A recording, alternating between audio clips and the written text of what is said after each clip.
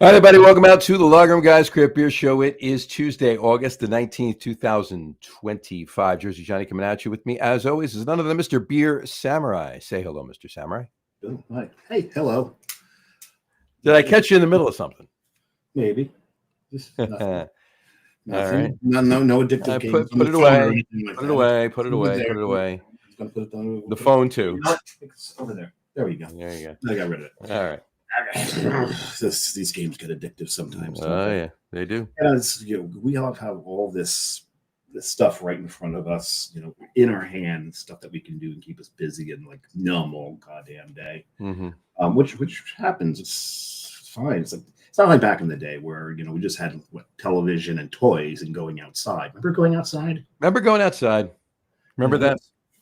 Does anybody remember laughter? Does anybody remember laughter? It's something else. Yeah. Well, there was that too, but that's another story for another day. Yes, And another show. But that's another show. But yeah, it's like you remember the days of like Sesame Street. I remember the days. Little of Sesame kids. Street. I do. When you were little, I remember the days of Sesame Street. And I bring it up for a reason. Yes, you do. Today is Snuffleupagus's birthday. Happy Snuffleupagus's birthday, everybody. Happy Happy birthday to Snuffleupagus, but yes. everybody that celebrates Celebrate. Snuffleupagus's birthday, happy Snuffleupagus's birthday. The spirit of what we all thought was an imaginary friend, if you remember, because no one else had ever seen him. Right. Even though he was like, basically a mastodon. He's big, right. He was Big Bird's imaginary mastodon friend. But then eventually people could see him, so it was Right. interesting. Right. But anyway, He unveiled himself. I don't think it was that dramatic, but okay. Yeah. You just People just started seeing him. I say you just turned this into a Provincetown review. I know. Never mind. Well, happy birthday, Snuffleupagus. There you go. And people do eat on birthdays, right? Cake, And cookies. Sometimes there's soda and juice. right. What's the cake made out of sometimes? And if you say flour and eggs, I'm going to shoot you. Cheesecake. Cheesecake. There you go. All right. Oh, just say it.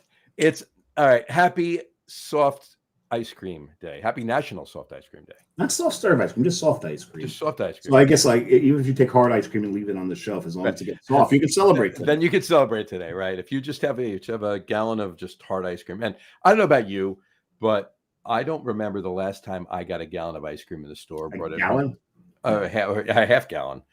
Actually, it's three pints now. So it's less than a half gallon. It's like 1.5 quarts is a half gallon, is the half gallon size. It's, right? It's Shrinkflation, they call it, right? Yeah. But regardless of that, I can't remember the last time I grabbed one out of the freezer in the store, and it was actually completely like solid. Like there's always some play to it. Like that's a setting on your freezer, I think. Not my freezer, in the store. Oh, in the store. Yeah. No, I just they're making it with I guess the ingredients. Chemicals. Maybe. But again, it's shrinkflation because you remember Oreos used to be bigger, Chips Ahoy used to be bigger. Yep, 100%. A half gallon of orange juice is now 59.5 ounces. Nice. That's not a half gallon. Yeah. It's a little shy. It's 4.5 ounces shy of a half gallon. So. Little shy. They get you. They fuck you at the drive-through. They fuck you at the drive-through. But you know what? It really throws off your buying habits because, vodka wasn't shrinkflated, right? So now your ratio of orange juice to vodka, you've got to really work. You're making stronger drinks now to equal the same amount. Yeah, you got to make stronger drinks. There's nothing wrong with that. But right, exactly. I'm just saying, for those who had it down to a science, okay, get 2 of these and 1 of these, and we're good. The handle with 2. Now you're not. Now you're not. Now you get that. Now you're gonna have some left over in the handle. Not a bad thing. You can do something else with it. This is true. Vodka gimlet or something. Right. Just drink it straight. Depends. Exactly. Well, are you Slavic? Then you can. On that note, happy National Soft Ice Cream Day. That was a excuse me. That was a wild ride. I'm sorry. That was a wild ride. I've got a cough, as we'll probably hear throughout the show. Why don't you give it back? No, I'm watching it for somebody who's on vacation. Oh, all right. Fair enough. They're not going to come back before I go on vacation, so I think I got to take it with me. You're going to have to take it with you, unfortunately. Yeah. Yeah. Sure. Maybe you could leave it there. I'll try to leave it there. Do that. I will Do try that. to leave it there. The other national day, if you will, we'll talk about later. We'll talk about that one later. We'll talk about that one We'll later. get to that one. I'm a little thirsty. I am very thirsty, actually. I need to quench the cough. I believe you're right. Let's do that. So please welcome to the show tonight, Mr. There he is. I can't. You forget the name? No. I was trying to get his thing. Mr. Branden Mulligan. Branden, how are There you? he is. What's up, guys? Thanks for having me on. What's going What's on? coming on? You are the New Jersey brewery representative for Boston Beer Company. Yes. Yes, sir. And on that note, you represent multiple brands. Yeah. Of course, Sam Adams, Dogfish Head. Mm-hmm. These guys. Classic. Right. Angry Orchard. There you go. I'm seeing if you can get it. I'll get them all. I buy them all, so I get them all. I was gonna say. Twisted Tea, Hell yeah. Sun Cruisers, Truly. Yep. Am I missing anything? I mean, you said Dogfish, but like the Well, Dogfish of course, all the other Dogfish brands, the RTDs, the Yeah. spirits that they have now. Yeah, sure. Dogfish in and of itself, in the all encompassing. right? Exactly. So Okay, so I drink 2 of those. there you go. You're a beer guy predominantly. Because I am beer. You've never had an Angry Orchard? Not one. Yeah, I did a long time ago. There we go. Well, the Thriller pack's coming out. Thriller pack. I was looking for a way to bring this up. Somebody was saying up in Blairstown they were filming Friday the 13th. Friday the 13th, yeah. They were filming it at Rutt's Hut actually just recently. Yeah. No, that's awesome. Yeah. I didn't know that. They shut Rutt's Hut down for a week because of it. Mhm. That's the hot dog joint, right? Yep. Mhm. Yeah. I grew up 2 miles from that hot dog joint. Oh, shut up! You didn't grow up. Oh, that's true. For a while, I lived 2 miles from that hot dog Yeah. joint. When he was shorter Shorter, right? and less gray. So Yeah. no, No, you got the Thriller pack this week, right? Yep, tomorrow. Freaking Mhm. little Jason collab with Angry Orchard. Yeah, It'll be cool. There's a Jason collab with Angry Orchard, and there's four good flavors in it. But anyway, you've never had a Twisted Tea ever, Dave? No. They'll sneak up on you. Yeah. No. Mm-hmm. Oh. No. My aunt drinks the hell out of that stuff. Gotcha. I'm a big Twisted Tea light guy. If I would have to recommend a flavor, it's like 5 grams of sugar. A little Light less. is the flavor. No, I would say it's the same flavor. But if you're a beer guy, it's a hard sell, man. It is a hard sell. Well, but it's something. But look, they're diversifying their portfolio. I combined diversifying and portfolio together, and it came out divorce. Diversifying. Diversifying. We have a new word. There you go. I'm going to write that down. I'm going to write that down with theological, because that's still here. Theological. Right, We make up all kinds of words here and phrases. And we have our DSUs, and we just before the show came up with resting ABV. Resting ABV, which is probably what your your. good one, though. I like that one because it's probably what your blood alcohol level is before you even take your first. Before you take your first sip. That's your resting ABV. Resting ABV. And don't forget the one that kicked it all off that we didn't even come up with. Which was that one? Eric's Nosefield. Oh, Nosefield kicked it all off. Yeah. What is that? That's a guy that's not as into beer as everybody else, and he was shut up. trying to. Peachy Nosefield. I'm loving this Nosefield. Right? He was making fun of the rest of us. But it's because we all will laugh at ourselves. I think there was some beer came out some people's noses. Some beer came out of people's nose, and the term has been used ever since. And actually, we call him Nosefield. His name is Nosefield now. Yeah, but much to his consternation. Yeah, exactly. Yeah, that's so funny. I'm gonna use that from now on. That's Definitely have to. All right, I'm thirsty. I'm sure everybody else is too. Let's open a beverage here. Branden, I've already opened mine. I'm ready, dude. What were you saying, John? Branden, what are you having first?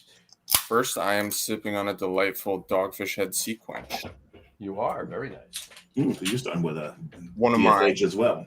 One of my top beers all time, dude. I love this. Sea Quench is a very good beer. I love the black lime and sea salt. Yeah, it's different, you know. It's kind of it's the beer that initially got me into sours in general. So it was good introductory and like beer into that style. Very nice. But Very nice. What are you having there, Mr. Samurai? This one's been around a little longer than Sequench, and this is a Festina Pesh. And it's funny because when you look at it, if it wasn't for that little stem on top of the head, it looks like a camel whose nose got cut off. But the stem is peach. It's a peach, and this has got I wasn't lying. This has got a peachy nose feel to it, and a nice peachy flavor. The thing is, it's a little saltier than I remember it when it first came out. I think they're well, you're a little saltier too. So he was mad. He was mad at you. He was mad at you. He's like, well, screw you. You can't call my beer salty. I think he was going to make a point. I actually think that this is like it's almost like it's more based off the Sequench recipe now. It's almost like a peachy Sequench. A peachy Sequench. Interesting. Can I have a sip? Okay. Yeah, here, give that a shot. Thank you. Yeah, got it. Thank you. Got the. It's a different glass too. It's weird. it's weird how that happened. I'm going to take a wild stab shot in the dark here. I'm going to go with, because he was on a laptop. When I texted him that I'd send him the link, he said, just grab my laptop. I'm going to go with, what do you think? Battery died? Battery died in the laptop. Battery died. That happens all the time. So right now he's looking for the cord, rebooting the laptop. When I was in Austin at St. Elmo's, my battery died as well. We had plugged it into an extension cord so we'd have power. And somebody unplugged the extension cord. No. Brian completely forgot to put the extension cord in the wall. I was plugged in the extension cord. It's not connected to the outlet. Yeah, he was like trying to figure out what's going on. He's like, oh, well, I think I found the problem. Like, yeah, that'd be the problem. So while we're waiting for him, let's put up some comments. Yeah, let's run through some of these comments. First, we got Brian Boak says, cheers, awaiting my divorce shipment that's shipping Wednesday, drinking off the kegerator, enjoying the Saison I brewed. That is what this Brian is doing tonight. Very, very nice. And Brendan's back. Let's go with your laptop battery.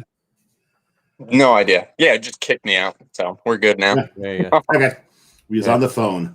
Gotcha. You know, you could if you turn your phone sideways, it actually rejustifies. Or not. Maybe the other way. Let's see. I'm curious. Or you can just leave it like that all night. Stare at the Brandon. Like that never works. John does this to every guest. That's not true. No, I'm kidding. I'm restarting my laptop, so maybe that'll fix it because it wouldn't let me rejoin back on the laptop. So that's weird. When it does turn back on, I'll join on that side. See if it will look a little better. Well, that'll work. All right. Cheers, Brian. Definitely looking forward to tasting that Saison too soon. Yeah. And football season is coming up, so and we'll be seeing Brian sometime when I get back. And Rod J just commented in. Cheers, fellas. Hey, cheers, Rod. Rod J. Cheers. Cheers, Rod. Cheers. 1 week ago, right now, he was on the show with us. Mm-hmm. Oh boy. All right. So while you're rebooting your laptop, I'll throw up the beer that I was drinking. I will put up on the screen, not throw it up. I'm not throwing anything up. This is good stuff. I'm drinking a 30-minute IPA, formerly known as Slightly Mighty. Yep, Slightly Mighty. A good old rebrand. Little rebrand. What I was saying earlier before you. And hold on. I was hoping. Hold on. I actually have proper glassware. Oh, there you go. Somewhere in a box, I've got the one that the bubbles will come up and make the logo in the foam. Somewhere in a box in storage. Brendan, can you see the neon that's on top of my bar back here? Yeah. Oh, shit. I'll put me down here, then you can see it better. What? That's classic, dude. There you go. Where'd you get that? I might have borrowed it from a bar I used to. And when they closed, they didn't need it anymore. There you go. Yeah, it's always the best when it works out that way too. Exactly. No, but when you dumped off, I was saying that Festina Pesh kind of now tastes a little different than I remember it, and to me, it kind of tastes like a peachy Sequench. Yeah, I've gotten that from a few different people, and I can honestly see like similarities between the two. You kind of get like a little bit of saltiness, like ever slightly. Yeah, no, I get that too. Yeah, the Festina Pesh wasn't this salty. Yes, it was supposed to be a Goza, but I don't think it was ever this salty. So I think they've just Gozas are salty by style, but not. I'm assuming. Well, I'm not tasting it. I actually do have a can downstairs. Not sure where I got it from. I might have gotten it from somebody. Sure. He might be on the show right now. I'm not sure. You may have had him sideways earlier. But I do a can downstairs, so I'm gonna have to try it and see. Let us know what you think. I did promise. I did promise the lovely Jessica I would split it with her because it is one of her favorites. Sharing it is caring. I can see that. Yes, that's so. I have a full 4-pack though. You do. You do. True, baby. Cool. All right. So while you're still doing what you're doing, we've had our beers. We've announced our beers. Let's start with the first question we ask everybody that's a first-time guest on the show. All right. Branden, to the best of your recollection, what was the first craft beer you ever had? Ooh, I actually know this. And it's going to be... What's the word I'm looking for? I mean, it's just fitting. So I was home on leave from the military, and we went to... I don't know if you guys are familiar with... I don't think it's open anymore, but it was Salt Gastropub in Byron, New Jersey. Oh, yeah. Very much. Classic bar.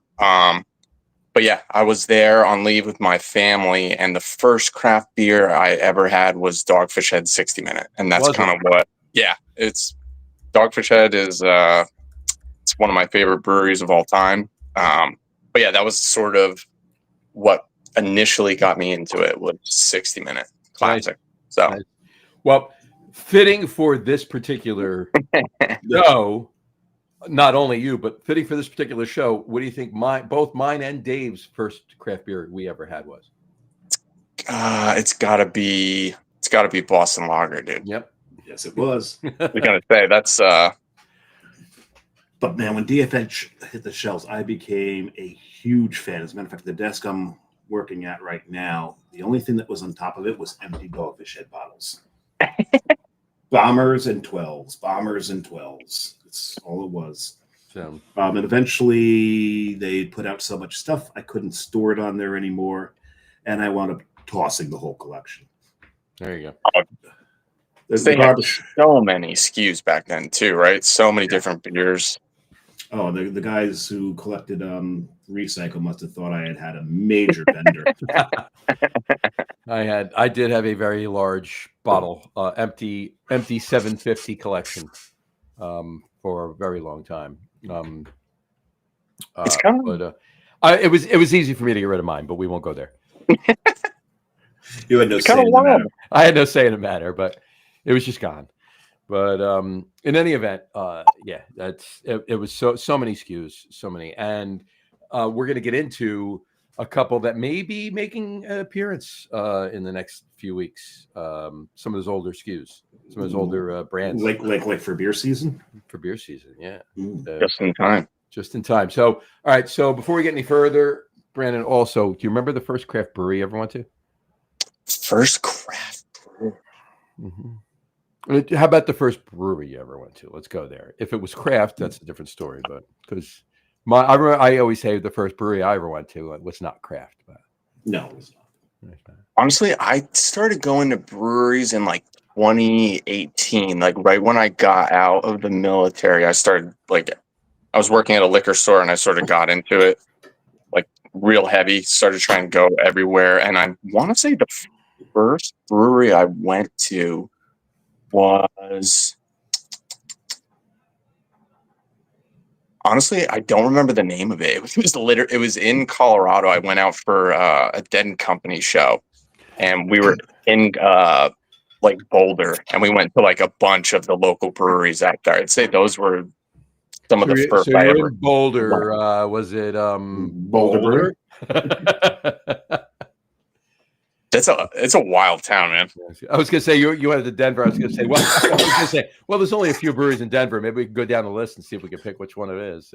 Yeah, no, there's not. Yeah. I know I definitely went to Oscar Blues tasting room, I believe, is out there somewhere. I forget.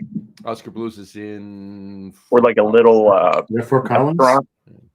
Fort Collins, maybe. Fort Collins, yeah. Yeah, I think they're Fort Collins. In Boulder, yeah. I mean, Avery is in Boulder. What was that one that whatchamacallit worked for when he was on the show? Finkel and Garf. Oh, Finkel and Garf, yeah. Yeah. Oh, I never heard of that one. Yeah. Is that where's that? Colorado as well? In Boulder, yeah, it's in Boulder. Yeah, They're in Boulder. they may have closed actually because he doesn't work. They have closed. They have, yeah. Sadly, Yeah. they make good Damn. beer. Made good beer. They did. So Anyway, I've already opened my second. you've opened your second. Well, I mean, you can't keep a good Festina peach in a glass. Well, it's only a 12-ounce can. Yeah, I know. I'm Such a light almost drink. finished with my 30 minutes. It's such a light drinker. Yeah. But I figured I'd stick with the summer beer. Now it's a little cooler up, doing a summer beer kind of thing going, which I will break that mold eventually. I'll put my third beer, but I'm gonna go with the Sam Adams Cherry Wheat, little cherry wheat. There you go. and I'm doing it. This is in proper glassware, Oh, look at There you you. go. Look at you. and this is the big one. This is I believe this was appropriated from Terminal A in Newark Oh, there you go. before they Hell yeah. Yeah. Because they wouldn't sell it to me. So I'm like, okay. And Can I buy this? No. Okay. I'm going to have to steal it. I don't do that. I don't do that too often, but I don't like to do that. But in this case, I had. I have never done that. Never. I feel like we've all done it. I've definitely done it, especially if it's like a really cool glass. You're only so strong. You're only so strong. I was kidding. Yeah. There's times because I've never stolen one from here, but there's been times where I've looked at Ryan and go, Ryan, I'm stealing this glass, and Ryan's like, Dave, if you ask permission, it's not stealing. You can't tell me. Like, just don't tell me. Just go. Just do it. Yeah. Which you call it? So I But if he didn't want me to take a glass when he served it to me, he's like, don't steal this one. don't steal the glass. But I no. On that note, like Jess wanted, there was a Yingling of all things, a Yingling glass, but it was the dogs playing poker on the glass. So Jess really liked that glass. And at my last beer of the night when a band of mine was playing at a bar, that was the last pour I got, and it was in that glass. So as we were loading things out the back into the cars, I just happened to take it with me, drinking it, carrying whatever, boom, put it in the car. Oh, I'm finished. Let me just put this down for a second, The coolest glass. I forgot it in my car. Damn it. Coolest glass I ever walked away with, and it's I don't think the bar's even open anymore. Spencer Brewing, one of their stem chalices. The Trappist Brewery up in Massachusetts, who no longer exists, unfortunately. Unfortunately, it's true. Correct. Do you guys collect glassware? No. Hold on a second. I feel like every craft beer head just has like the most insane amount of glassware, and I'm with you on it. Well, here's the thing though. I had a lot more again, No. but we don't go there. But I have a lot now. Dave has even more than me, and he has more even in storage. Put us together. Our buddy John, that was just on the show last month, will be on the show next month, the Pumpkin Show next month. He has probably 3 times as much glassware as the two of us put together. He has. Epic. It's very, very rare for him to drink a beer on the show and it not be proper glassware. Improper glassware. Yeah. I mean, if you got the toys, you got to flaunt it, man. Yeah, he's got them. A lot of my stuff is in boxes in storage. And like if we ever became popular and could monetize, we'd have to sell a shirt that says "in a box in storage" because it's one of the lines we say a lot. Got the merch ideas. Exactly. Yeah. So I'm pouring my. It took us forever to do this. To actually get. Oh, that's sick. Stickers. So. When you see John next, he'll have to give you. Yeah, I got him. I got him on me all the time. So next time you come in yeah, dude. I'll give you one. I'll slap them up everywhere I go. There you go. Thank you. Absolutely. So I have my second beer, and it is this beer right here. Keeping it in check. Nice. Keep it in check here.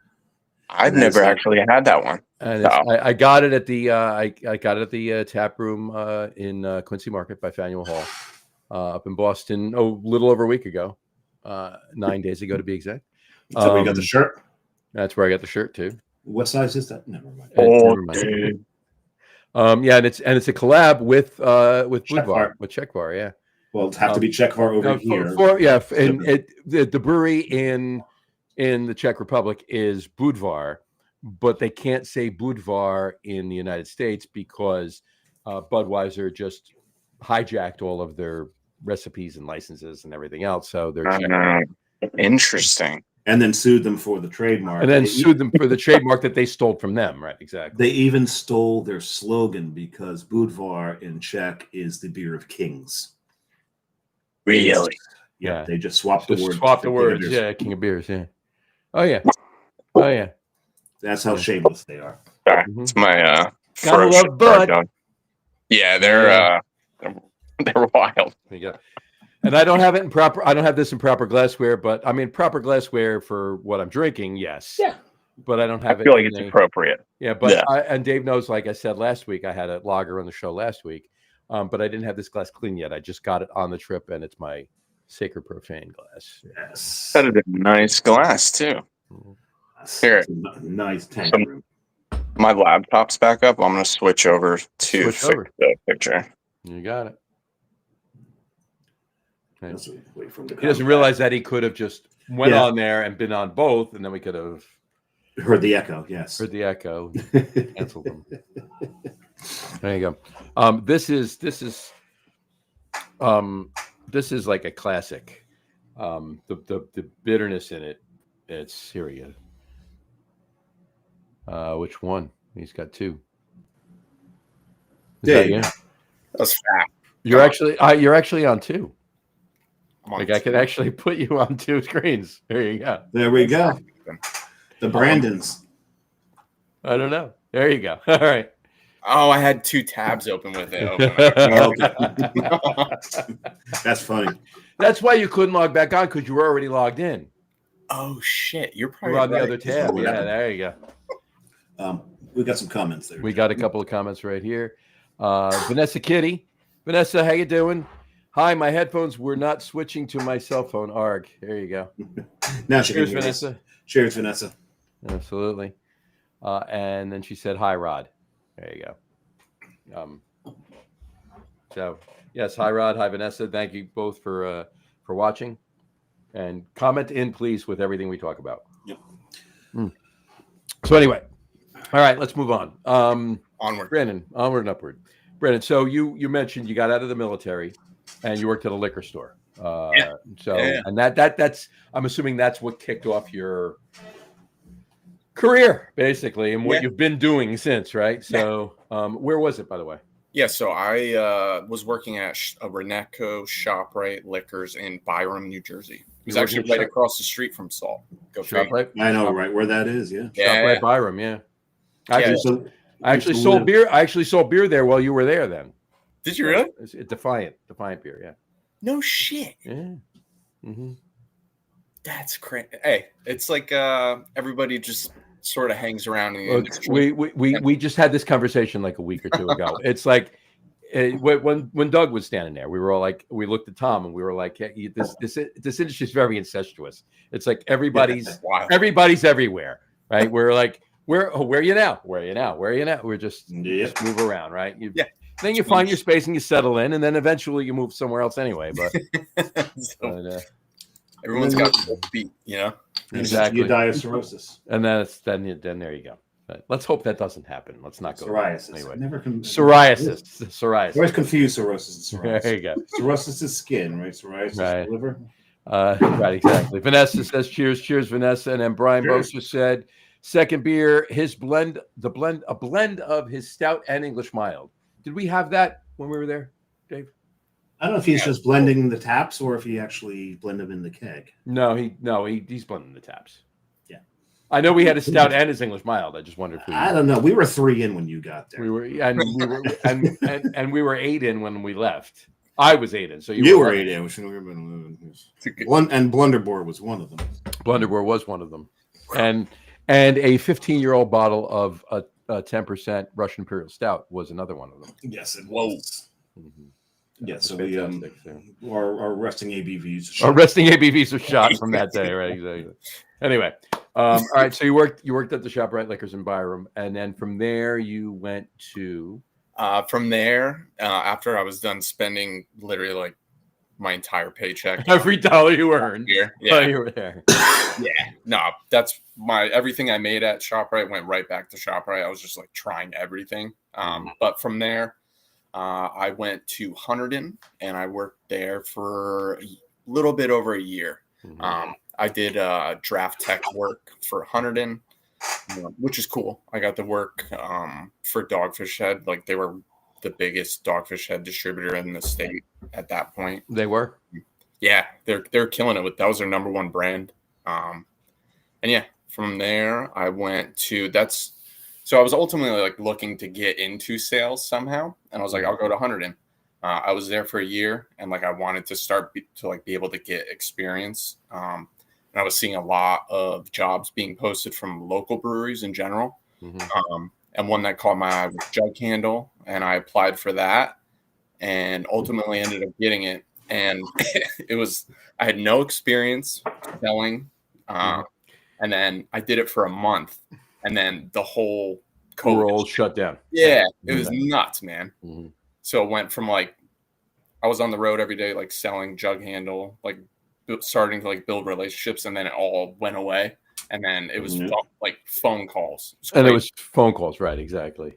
And that was right when Pete moved too. That was right when the new building. Like, had you at all worked out of the Asbury Avenue, or he was already in the new space when you? Yeah. So I'd say like the first couple months. So like I still went down there to like pick up samples and whatnot in case like people had asked for them, like to like drop them off during the week or whatever. But yeah, when I initially got hired, it was out of the Asbury Avenue location. Mm-hmm. And I want to say it was. I don't remember the exact month, but it was pretty soon after I started that they moved to I forget the road, but the bigger location. Yeah, right on 33. Right on 33. Yeah. The circle. Well, where 66 and 33 meet. It was right there at the circle and right before the circle, and just west of the Parkway. Yeah, it was still Tinton Falls, right? It's Tinton Falls. Yeah, it was still right by the ice company. The Yep. Mm-hmm. Polar. Yeah. No. The guys that own that ice company building actually were the landlords too of the building too. I did not know that. Yeah. No shit. But in any event, that's that was an unfortunate move for not an unfortunate move, but unfortunate time to move. Yeah, no. Right. So the whole world fell down on itself, and I mean during COVID, it was like the industry was like supercharged. I feel like people were just like super into supporting local brands. Oh yeah, very supportive. There was like I remember like talking to Pete and them about it. Was like super thankful for like the people in New Jersey for how much support they showed. Like local breweries, it was awesome. Well, liquor was essential. Yeah, essential business. So there wasn't much else to do. People were freaking drinking. We couldn't do enough. Well, what else were we gonna do? I'm right. I mean, wild. I said the story. I might have told you this. I might have told you this. We started having Zoom bottle shares. Oh, that's awesome. Right? So we're all at home, but there's like 12 of us on Zoom and just drinking until like we'd start at 7:00 at night and go until like 2 a.m. Yeah, and it was just whoever just passed out last just shut the computer off. Right. It was almost always the last four are always the same four people though. Mm-hmm. The two of us. That's wild. Brian and Gene. Yeah. Hell yeah. Usually what would happen, everyone would say goodnight, and then Gene would send Brian, John, and I a link. Like, I'm not done. You guys done with separate one. Separate one. But the one night I said it was like 2 a.m. I'm like, all right, one more and we're done with this. And actually it was more like, all right, one more and we're done with this. Something like that, right? So I said to Jess, I was like, go get a beer out of the beer fridge, whatever, just grab something, we'll split it, we'll call it a night, right? So we had it and I'm drinking it, and I just opened it up, poured it, didn't even look at it, didn't take a picture for on tap, nothing. I was just drinking it, and I'm like, wow, this is fantastic. What is this? And I looked at the bottle. She pulled out a 17% barrel-aged stout from Avery that I was saving for a year. I just pulled it out. Going to the moon. Now, mind you, fantastic. Finally, okay, a good time to drink it, but a good time would have been a little earlier when I could have tasted it. Yeah, at that point you're probably so numb, dude. It could have been a Miller Lite. At that. No, I use the late portions of those outings to clean out the fridge of stuff that I wasn't as fond of as the others. Yeah. It was all good, but it's a good time to get one of those out of the fridge. Yeah, do a fridge cleaning. Yeah, fresh up the stock, you know. Exactly. Yeah. Quick, Brian Boak said, yes, blinded in the kegs, had to cut the hops on the stout. Then he changed it to blended in the kegs, had to cut the hops. Actually, he did pour that for us. He did. Yeah. As soon as he said that, I was like, yeah, you're right. He did. We did have that. Bless you. Thank you. All right. All right. So you were jug handle for... I was there for a little over a year. And then, so I had known the sales manager at Sigmeister from when I was at ShopRite. Obviously, it's like super close to Byron. Mark. Yep. Which he ironically used to work at that same ShopRite too.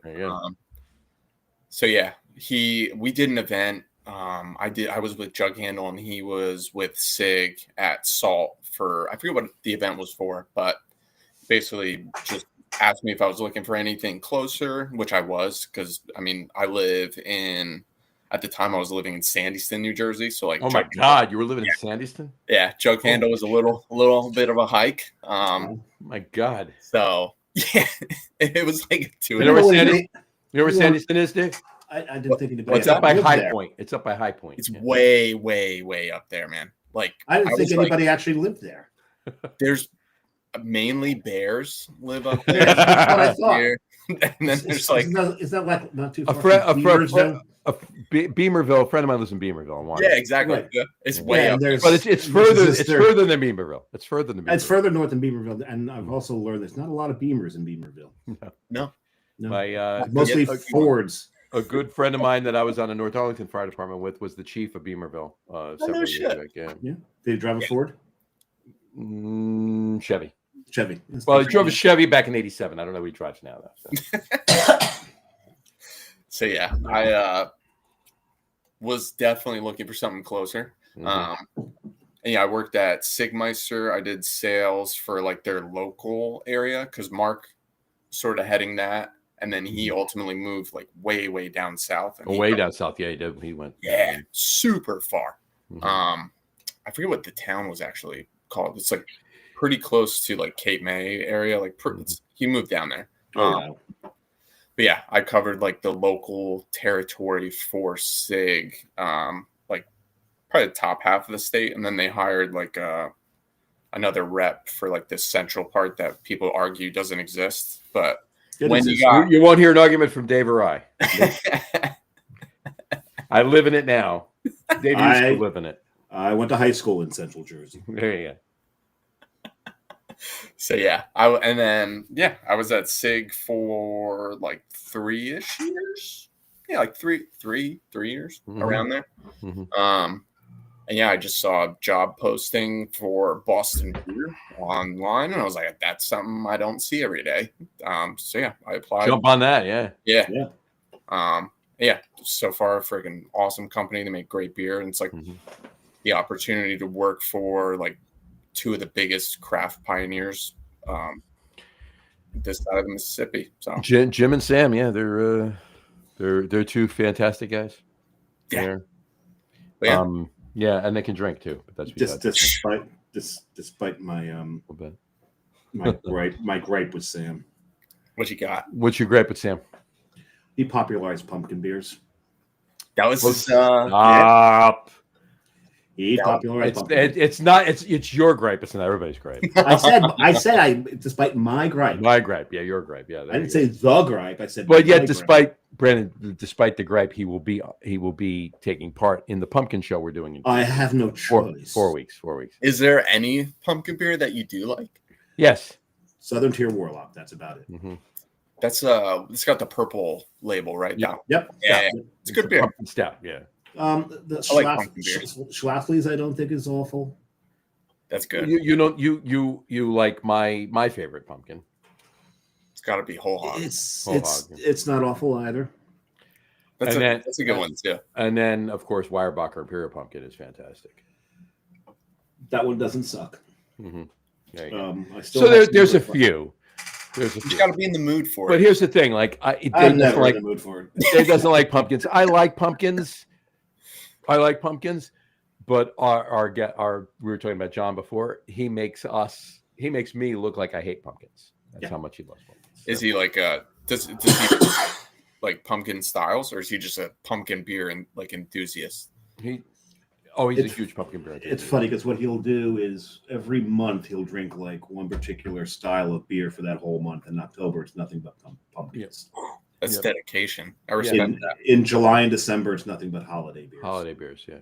Oh, like Christmas he takes Christmas in July. He takes that awesome. to another level. He doesn't drink any other beer but Christmas beers in the entire month of July. So does he then have to prepare in December, like the holidays? We all do. We overbuy. Well, we have our Christmas in July show with him. Mm-hmm. That's awesome. So it's usually what was left over or what we didn't get to on our Christmas beer show. Yeah. And I have one can left, and I said it before. I have one can left of Avery Old Jubilation. And I don't know when I'm going to have it because they're done making it. It's gone. It's a thing of the past. Gotta find the right occasion for that. It's going to be this. It's going to be this. I don't want it. It's already got 2 years on it, so I don't want to go much longer on it. And then what's the point at that point? I'm going to enjoy it this Christmas season, and then I wouldn't get to 5 with it, but no, it would make it to 3, possibly 4. Right. And what kind of style is it? It's an old ale. Oh, okay. Yeah, old ale is one of my favorite styles. So drink it this year for sure. Yeah, it's a good call. 100%. All right, so you've been with Sam Adams Dogfish Head and Boston Beer Company, if you will, for a while. Yeah. We talked about all the brands that Boston Beer has, and like I said, diversifying their portfolio. It's not, it's a pretty damn smart thing, in this particular climate of the industry. 100% a smart thing to do. It's Jim Cook and Sam Calagione are they're not dummies. They're not dummies. Nope. You can't put all your eggs in one basket, and like you may have something that's working now that the consumer might not even identify with next week. Like it's really hard industry to gauge. But yeah, they're always looking sort of just trying to figure out what's the next thing is going to be. But yeah, diversifying is definitely the way. We've got a beer drinking group, and one of the guys in the group has turned almost exclusively to THC seltzer. So we need to kick him out of the group first of all. He's gone. got rid of him. We haven't. When was the last time we actually saw him drink a beer? He stopped drinking beer for a reason a few months ago. Like he was like doing a cleanse kind of thing or whatever it was. I don't think he's gone back. I haven't seen him drink. I mean, he's been drinking bourbon. Right? He's been drinking spirits and stuff. But it wasn't a liver cleanse. No, none at all. No. He just stopped drinking beer.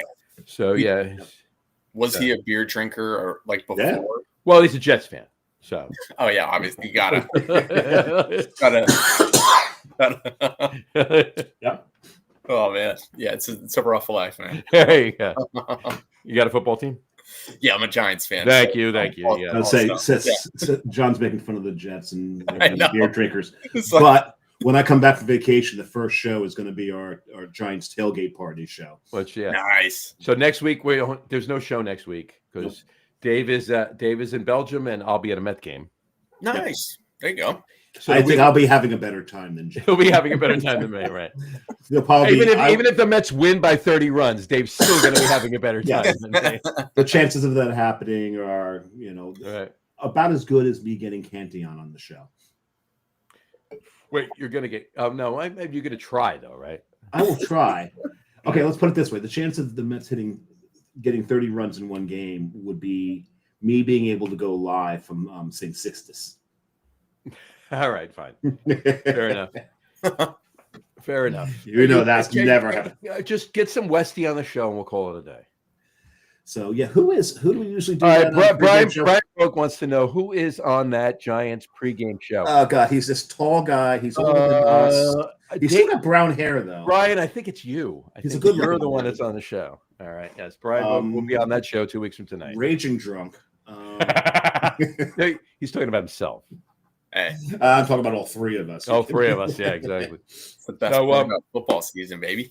Oh yeah. Tell me about it. So hey, look, I'm cautiously optimistic about this football season. You never know, man. You never know. You never know. We got it. The defense looks fantastic. Knock on wood.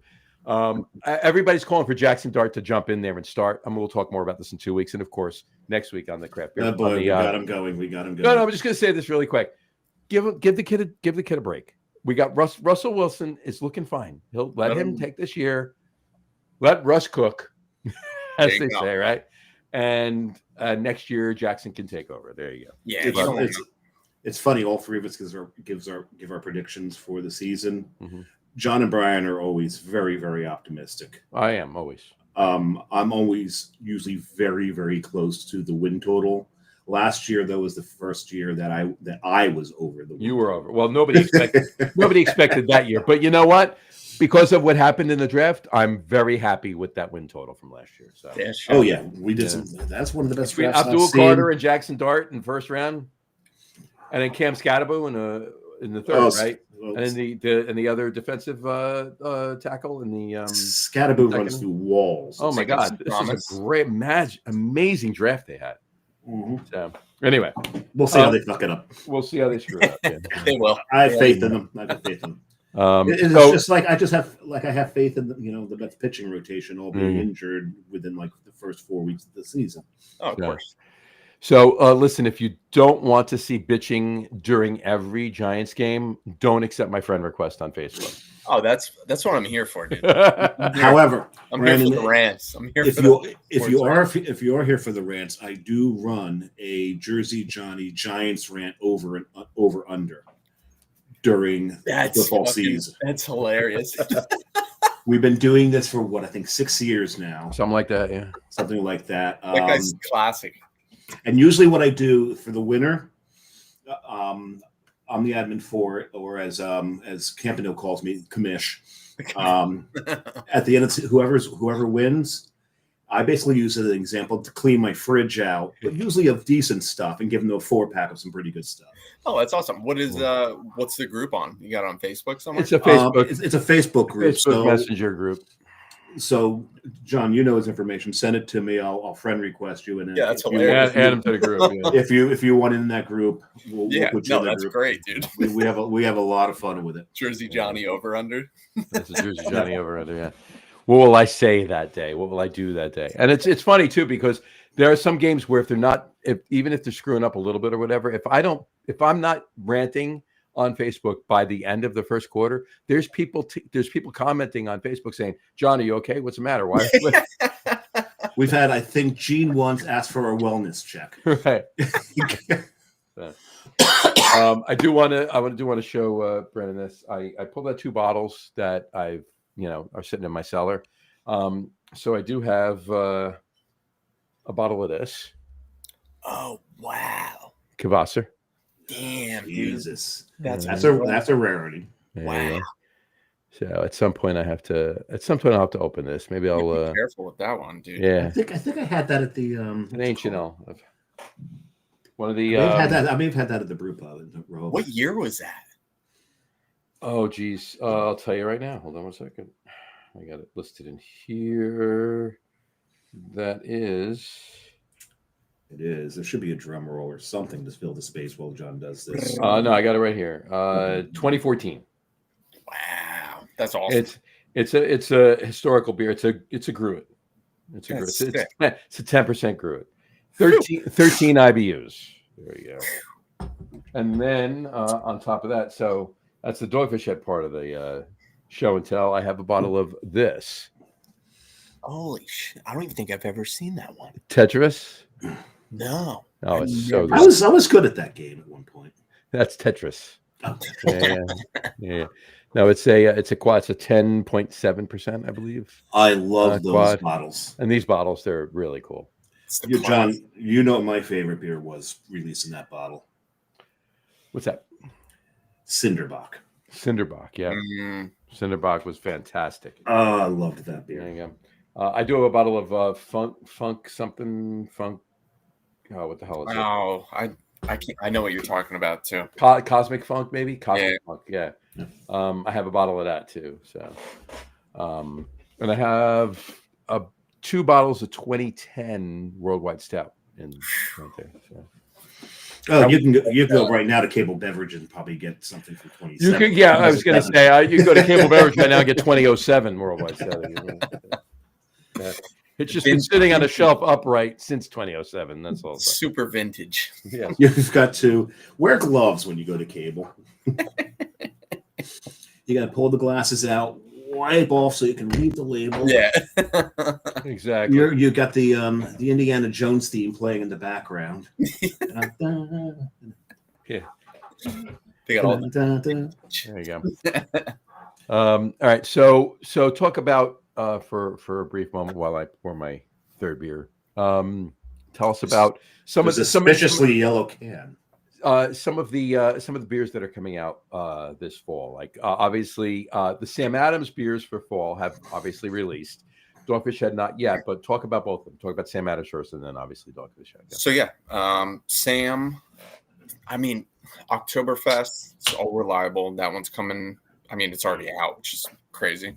But yeah, just within the variety pack, there's always like one sort of exclusive beer just specific to that variety pack. This year we got a nice Helles lager thrown in there with nice. Going back to the old roots. I saw that one right there. Yes, sir. And just so you guys sort of know, like when you're up in Boston or Dogfish Head, like you go to breweries, they'll ask you to like give your feedback on some sort of beer that they're trying out. Like if you do the tour or whatever, some of those beers that they're doing have the ability to be put in a variety pack, like the Helles or the blueberry lager for summer's variety. And yeah, very cool. Yeah. And then Dogfish Head, in honor of their 30th anniversary. Before you move to Dogfish Head, I heard a very interesting rumor about What's the other specialty beer? Obviously, in the hold that thought, Dave. 1 second. What's the other beer in the variety pack for Sam Adams? It's obviously Oktoberfest, Jago Pumpkin, the Harvest Helles, and what's the other one? And then the other one is Flannel Friday, which is a Munich Dunkel. Yeah, Flannel Fest. My bad. Good old Dunkel. What is interesting, what you didn't say, was you didn't say Boston Lager. Because there was a time that every single variety pack had a Boston Lager in it. At one point, if I remember this correctly, the board accused Jim of upping the sales numbers of Boston Lager by including it in every variety pack. I honestly don't know. By the way, yes, that's what I'm drinking right now. The Harvest Helles. So I'm trying to think. When I first started, there was I want to say when I first started, we did have Boston Lager in a variety pack. And in proper glassware. Nice. And you got the perfect pint, dude. Got it. Love it. With the laser etching on the bottom. Come on. Mine's bigger. So continue. So, yeah, I'm sorry. Now the Dogfish Head. Oh yeah, so Dogfish Head, they're doing in honor of their 30th. Oh my God, that's anniversary. Fantastic! That is really, really freaking good. Is that? Wow. Oh, that's the Helles, right? The Harvest Helles. Wow, I'm not even kidding. I'm not blowing smoke up anyone's ass. This is fantastic. This is really good. They got to do it right, man. They got a great team up in Boston working on some of these cool recipes that they bring out. Get this, Dave. Yeah. Get this. I will take a look. Get the. I can guarantee you. You could have gotten it while you were at the store last Saturday, but I told you why I didn't, because I'm going to Belgium. Why do I need anything? Oh, I know. Yeah. But I can guarantee you, the lady up the road from me has probably made a mixed 4-pack. I was going to say she would have brought. She'll bring in the variety pack and she'll break it, package them. Yeah. Oh, she's great that way. But yeah, they're doing their good old 30th anniversary up at Dogfish Head. And yeah, with that, it should be hitting market soon within the next week or two. They got a fall rewind pack, nice little 12 pack coming back out. They got the delicious pumpkin for all the pumpkin lovers out there. They got 60-minute IPA, just a classic. Yeah. And then they've got a couple. Which screams fall to me, right? Yeah, 60-minute IPA. Yeah, just fantastic IPA, but just screams fall to me. Well, As the sarcasm drips off my lips. Actually, that's why Jim decided not to put Boston Lager in his mixed pack. You got 60, right? Because he's got that in Sam's mixed pack. So. You got the 60-minute, yeah. Not for nothing. If you're going to classify any of the Dogfish Head IPAs, it's 90 maybe brown. It's 90 minutes. No, 60 minutes. I think it's more of a fall because it's earthier. It's got more malt to it. I prefer 90-minute, but I prefer 90-minute. I'm not saying what's better. I agree with you. 60-minute is classic. It's fantastic. And we had Pete on the show a few weeks ago, and he was his first 2 beers were both 60-minute IPAs. So. Really? But yeah, I'll drink 90 more. I'll drink 60. But anyway, continue. What else is in that pack? So beyond pumpkin and 60, yeah. So we've got Raison d'Etre, which good old brown ale with beet sugar. And then another throwback, they're bringing back chicory stout again. Thank God. A little bit of roasted chicory, some licorice root, and coffee in there. That's been gone a very long time. It has been. Yeah. And you can check their releases down on their Instagram. A lot of it we will not see up in New Jersey, but they're like bringing back some old school recipes, like Liquid Truth Serum just came back out. Really? I haven't got my hands on any yet, but I'm working on it. So awesome. I'll let you know. Awesome. Yeah, I got you. That's crazy. What about brands like what about things like David just said, Indian Brown? I haven't heard anything about that yet. That is like fantastic beer. Hoppy brown ale. Oh my God, that's so good. Another one of my favorites they made back in the day, Palo Santo Moran. Palo Santo Moran was fantastic. Such a great beer. Midas Touch was back, like Pennsylvania Tuxedo. Like, yeah, there's plenty. Burton Baton. A Burton ale. Oh my God, a Burton ale. Oh my God. Please. If you sit with Sam, look, you got it. Look, well, I've told you got to bring Sam by if he comes to Jersey, but of course. Yeah. But yeah, Burton, that's probably at the top of my list is Burton Baton. What about like Midas Touch? Midas Touch, I haven't seen anything about yet. That was a tasty little. Because that was that was like another inch now. Yeah, year-round sort of lineup for a while. I did a bunch of Dogfish Head tap takeovers at the bar years ago, and no matter what was released, no matter what was available, I always had Raison d'Etre, Indian Brown, Burton Baton, because these were all available all the time. Like they always had them. They always had them. At a point, yes. And Midas Touch. What else did we do? Oh my God. Of course. Well, when it came out, I had a couple times. I had Bitches Brew. That was a fantastic. I was about to say, I love Bitches Brew. I remember the first batch very fondly. Like you opened the bottle and you heard Miles Davis. It was just. Yeah, that's always one of the best things about Dogfish Head is just the like collaborations that they do with like musicians, how it's just very much intertwined. It's like that at the breweries. Music everywhere. They always have live music happening. Awesome place to hang out. Awesome.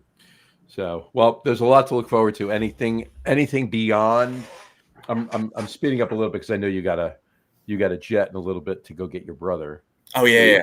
Yeah, we saw you reach for your keys. I was holding a bottle opener. I thought it was your keys. It's a bottle opener. I have like a bottle opener pretty much hanging up in every room. Here's the thing. Like, no offense to your brother, but like once he lands, right? He can go to a bar. He can go to a bar and hang out and have a beer until you get there. Going to Terminal A. Right. And Terminal A now is fantastic. Oh my God, the food, the beer in there. Great place to drink now. that it threw me off. I didn't know how much they did. Like it's freaking night and day. No, they didn't redo it. Terminal A, the old Terminal A is still there.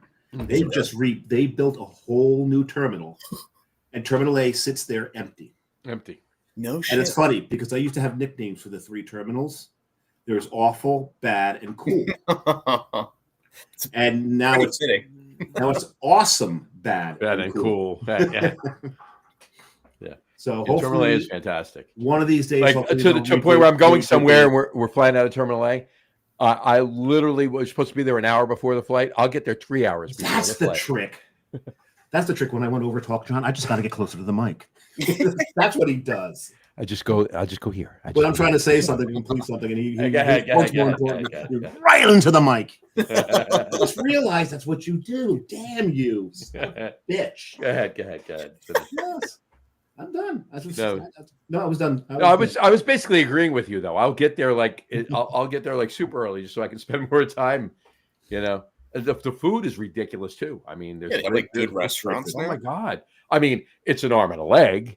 Oh yeah. You know, when I mean, everything you eat and drink in Terminal A before the flight, you'll pay a third of if you don't go to the airport and go somewhere else. But the thing is, make it 2 legs. That way you've got the you don't have to worry about leg room. That's true. That's true. So keep your arms, make it 2 legs. So you can sit your, hop up there and you have to change it. And when you go in the water, you have to change your name to Bob. Bob, yeah, you're Bob. Exactly. So, any Sam Adams or Dogfish Head or any brand? I mean, we talked about the others that aren't beer that we mentioned on the show, and we've had cider shows, we've done other things too. Yeah. But any other interesting like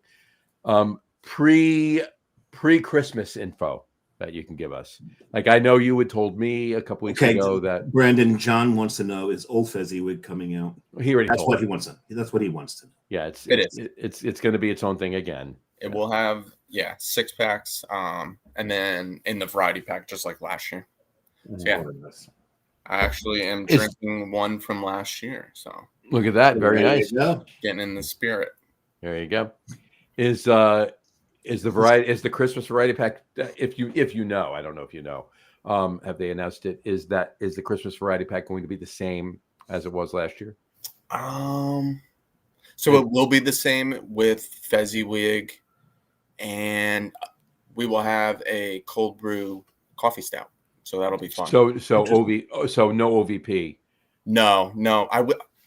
I wish that they would sort of do like a standalone with that beer. I feel like the reception was OVP is fantastic. OVP is very good. Really good vanilla porter. I haven't heard anything about OVP yet, but they'll be doing cold brew coffee stout for winter time, which will be cool as like the exclusive sort of. That's awesome. Yeah. You remember, was Chocolate Bach in the last one? No, last year was OVP, Fezziwig, the winter lager, and the holiday white. Holiday white, yeah. Holiday white, yeah. Yeah, so I did like Chocolate Bach. Yeah, we get a lot of Chocolate Bach's delicious. Get a lot of hits for Bach. Did I dream up? Did one time did they do a chocolate cherry Bach? I think they did, right? I believe you're right. I believe I remember. Yeah. I think it was a chocolate cherry Bach. But Chocolate Bach's fantastic. I mean, Bach's look. I've told you this, Brandon, before. One of my favorite Sam Adams beers of all time is Double Bach. It's when you go on Sam Adams social media, and if you look at the comments, there's at least one for every post of people saying to bring back Double Bach. Mm-hmm. So it's like and we are in a Utopias year too. Yes, we are. We are. Interesting. We are every odd year. Every other year, every odd year. It'll be here before you know it. It'll be here before you know it. I know. I mean, there's so many things that'll be here before you know it. So literally, that's the older you get, they seem to get quicker. So yes, it's a relative thing. It's a relative thing, and it really is, because a friend of mine years ago told me he came up with he said this analogy, or not analogy, just descriptive of it. And it made sense when you're a kid, when you're 10 years old, right? Mm-hmm. Yeah. A year is 1/10 of your life experience. I see. When you're 50, a year is 1/50th of your life experience. So it just I know the guy who told you that. Who's it's all that? relative. Yeah. No. Somebody because told me I've that used long before you. I've used that a lot. You told me that. You did tell me that. But when you told me that, I'm like 100% because my friend Dave.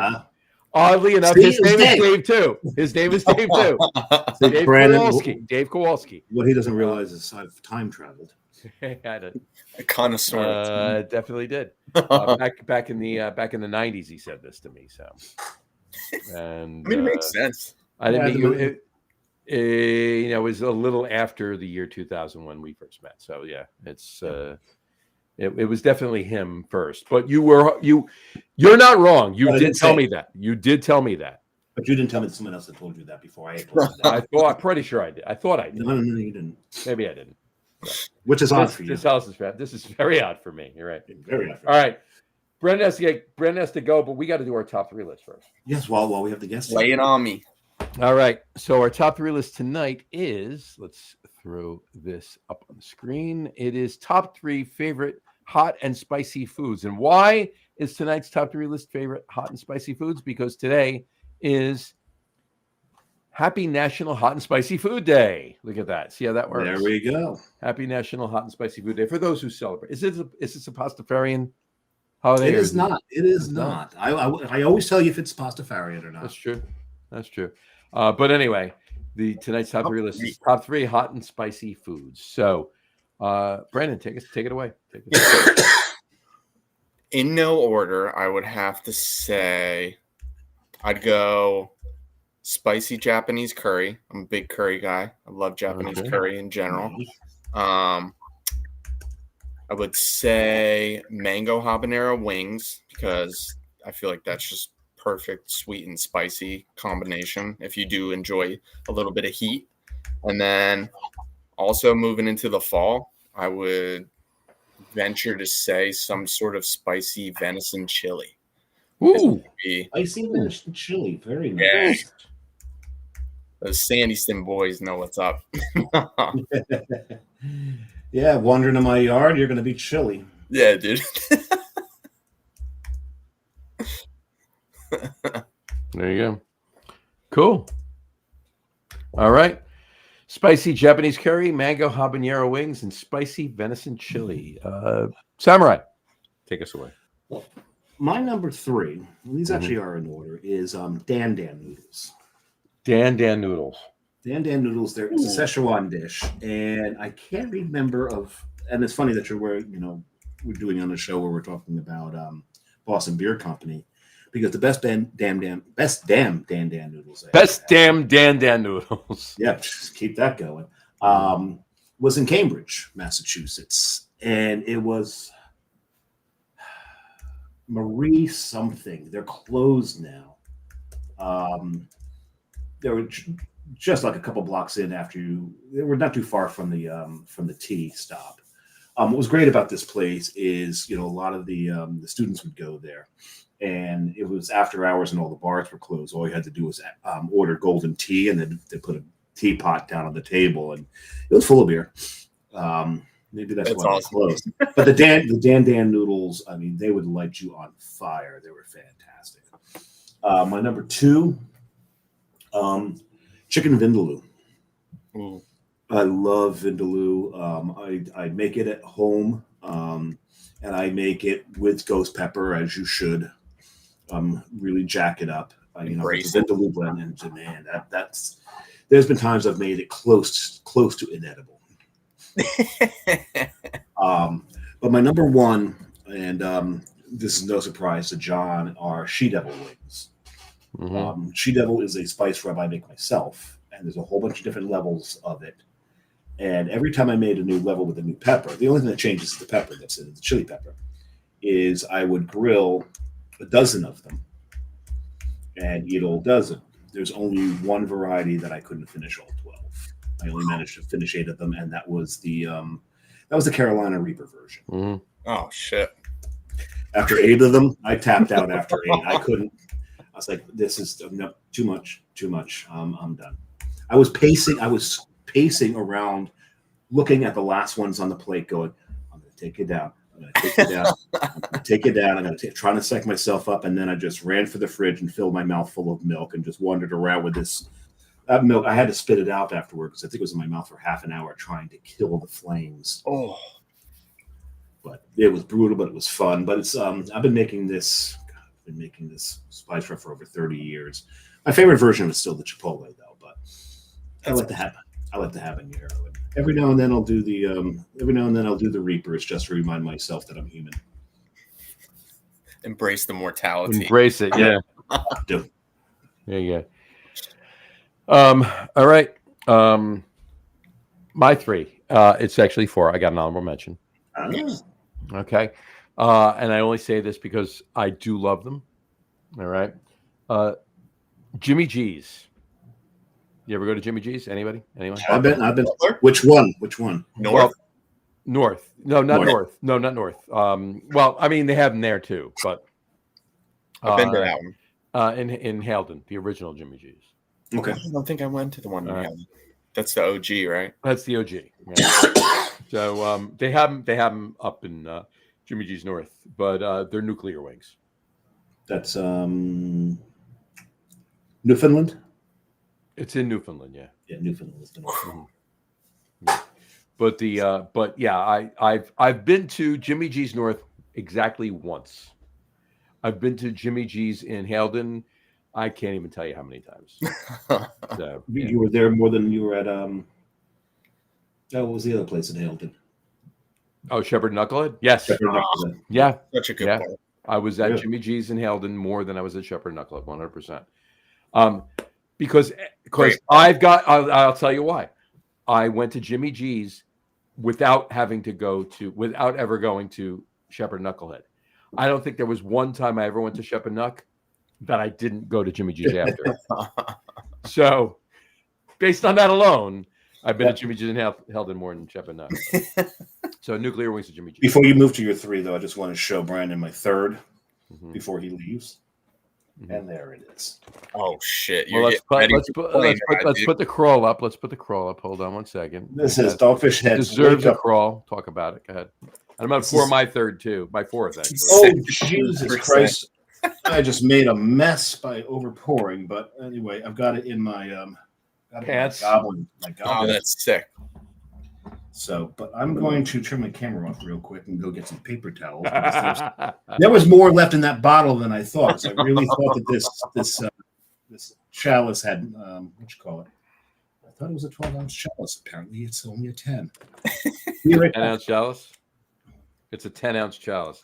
Who has a 10-ounce chalice? When it looks the way it does, you buy that.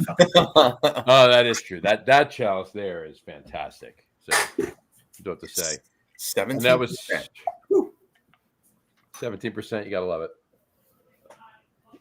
Okay, so that's his worldwide stout. So he had the Wake Up Worldwide Stout, 17% Imperial Stout from Dogfish Head, of course. There you go. All right.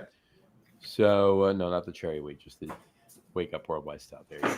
Anyway, all right. So my top 3. I gave you my honorable mention. My top 3 is a little self-serving. 2 of my top 3, not my top 1. My number 3 and my number 2 are dishes I make. And Dave's number 1 is his she-devil wings anyway. So yes, it is. There you go. So my number 3 is my hot beef chili. I make several kinds of chili. Dave knows. I probably make about 6 different kinds of chili. And what just happened? That was. Okay. I would have to explain the way my desk is set up. I've got wings off the desk, and I'm on the floor cleaning up. And I've got to clean up more now because the glass is sitting on that wing, and of course my head hit it. Oh shit! So this is a lot of fun. A little more spilled out, just as long as it didn't spill over. It just a little more spilled out. Yeah, no, it didn't fall over. There you go. This is even better. No, this is even better. I'm going to tell you why. Because the majority of the people, now there's plenty of people that watch us and rewatch this show on Facebook and our YouTube channel, but the majority of people listen to the podcast. So we're actually getting what they're going to get because they don't see us. They're just listening to the podcast on Spotify or I'm going to get more else, right? So there you go. So the authentic experience, you know? Exactly. So and he heard it too. So it was fantastic. But anyway. So yeah, my number 3 is my hot beef chili. It's one that I put. It gets ghost pepper. It doesn't get Reaper.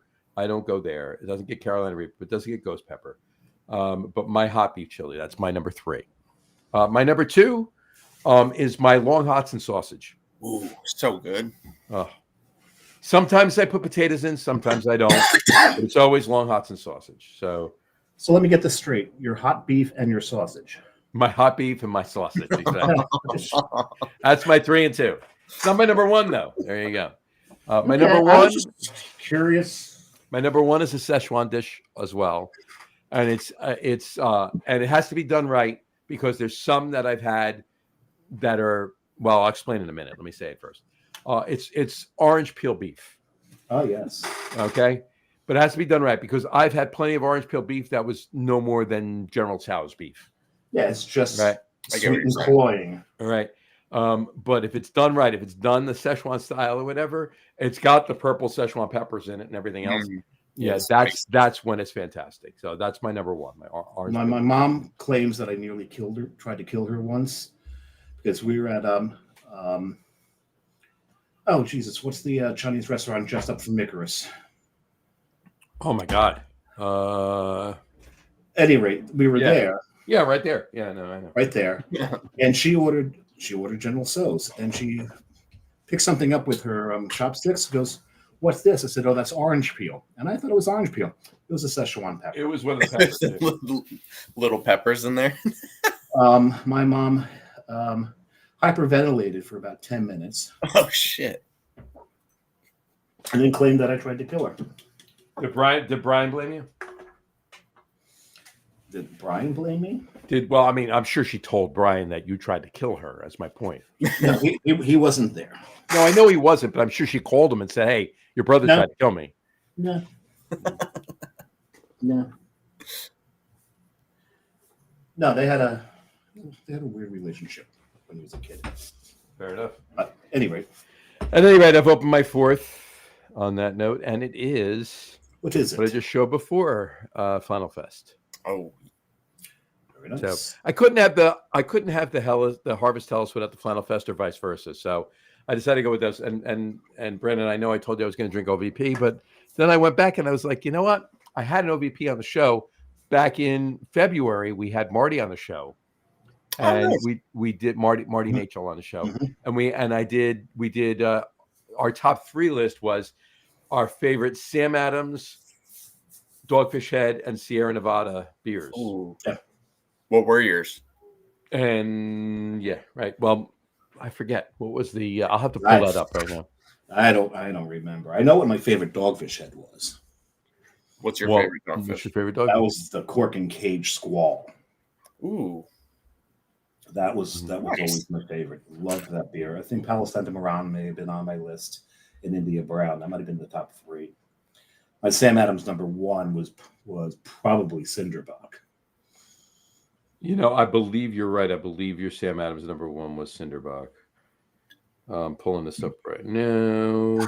Because what I love is when breweries get creative in the ways that they cut the sweetness of a Bach, the inherent sweetness. Yeah. It was not Dogfish Head. It was Anchor, Sam Adams, and Sierra. That's what it was. Okay. But with the Cinderbach, you're cutting the sweetness with smoke. And I know what's Carton Brewing did one where they cut the sweetness with coffee. Mm-hmm. And God, I wish they'd make that Ballinator. I really wish they'd make that. Ballinator was fantastic. Yep. Who makes that? Carton Brewing. Oh, I don't think I've ever had that one. Oh, it's fantastic. I'm gonna save that on my phone. So, Mr. Samurai's top 3 for that one, top 3, just his favorite Anchor, Sam Adams, and Sierra. Yeah. His favorite Sierra was Dave. You want to take a guess? What was my favorite Sierra? Bigfoot barley wine. Was it Tumbler? It was Tumbler. Very Yeah. good. Nice. His favorite anchor was Oh, that had to be just straight up Anchor Steam. nope. No, Porter. Duh. Porter. Yep. Yeah, absolutely. And your favorite Sam Adams was Cinderbach. Cinderbach. Yes. My favorite Sierra was Dave. Celebration. Celebration. There you go. My favorite anchor was Liberty. No, it wasn't. No. It was very special. Yeah, our special ale. Yeah, Merry Christmas, nice. Happy New Year, our special ale. And a close second to it was Old Foghorn. Old Foghorn. I forgot about Old Foghorn. Oh shit. And my favorite Sam Adams was the Macallan Barrel Aged Scotch Ale, Which he had at the brewery. which I had at the brewery, and it was a That sounds nice. it was a 15.5% Scotch ale aged in 18-year-old Macallan Scotch barrels. And what was happening is Jim Cook would take a mouthful of it and just dribble it into John's mouth. Right. Yeah, it was. And the ABV went up when that happened. It was like bottle conditioning. Mhm. Yeah. Secondary fermentation. Absolutely. Right. You're not wrong. You're not wrong. Oh God, that's the open right there. Hold on 1 second, I'm writing the time there. 21. That's funny. Well, this is what I love. It's funny because John knows, and no offense to Dogfish Head, but I'll make fun of Worldwide Stout and also 120 minutes, both mostly undrinkable beers. You've got to put like about a couple decades on them. No, 120 literally needs to sit for a minimum of 5 years, if not 10, before you can drink. I said decades. Hot beer. But the thing about Worldwide Stout, I like Worldwide Stout when it's paired with coffee because, again, there's that cutting into that cloyingness with the bitterness of coffee. And the best way I ever had Worldwide Stout was at Cloverleaf Tavern. Mm-hmm. And it's not right after, but shortly after Ryan had gotten his Randall the Animal. Oh, wow. Because the first time he did it, it was 90 minutes through Fresh Cascades, which you've got to do. But the next time that I had something off the Randall was he did Worldwide Stout through espresso beans. He did. Wow. That was the third. That was the third thing through the Randall. You remember? Yeah, I think it was the third. No, I don't remember the second. I wasn't there for the second. I was there for the second one. What was the second one? The second one was pumpkin through cinnamon sticks. Yes, and vanilla beans. And vanilla beans. Yeah, I remember that. I did not make a beeline for Cloverleaf for that. Jess and I were there with Scott Saddam. Don't worry about it. So anyway, on that note, Jess and I were there. It was a good day. That was the first Dogfish Head tap takeover that they did at the Cloverleaf. You could put vodka and cream in this and make it really. You 100% could put vodka and cream in that. Yeah, this is like almost a coffee liqueur. And if you're looking for more of those, I know where you can get some. I've saw them on the shelves. I saw them on the shelves, oddly enough, in this liquor store I was in this weekend. Mm-hmm. I did come away with a nice bottle of tequila, John. Mm-hmm. Oh. Was it good? Oh, it is. Is it gone? No. All right. No, it's not. Well, I didn't know how many people came over. I was just asking you if it was gone. Sitting. There's no parking where I live. No one. That's true. It's sitting right over there, and it'll be waiting for me lovingly when I come back. That's true. Belgium. It's my God. Artenome tequilas are absolutely fan-fucking-tastic. Yeah, they are good. They are good. They are very good. They make the best blancos, I think, on the planet. Really? I'll have to give them a shot. I don't think I've ever tried theirs. What'd you say the name was? Artenome. I'll show you next time we come in. Yeah, let me know. You got it. They're not cheap, but they're not super expensive. It's like middle of the road sort of price range. 50 to 60. Okay, that's reasonable. I got a couple of comments I want to throw up really quick. Brian Boak's top three, top two. Spicy Boots, top two, buffalo wings and Jamaican jerk chicken. He said. Oh man, I've gotten very good at buffalo wings, so I do say so. 100%. And his third beer is Blunderbore. as we Oh, said. good surprise. Nice. Blunderbore. We'll tell Branden really quick. Yeah, what is it? Blunderbore. Brian makes Monster Mash, right? It's a 10% Russian Imperial Stout, right? But now he has a Belgian Double and/or an Abbey Brown Ale that he does, and those he takes and he ages them in Jack Daniel's barrels with Madagascar vanilla beans, and he calls it what does he call it? Tell me what he calls it.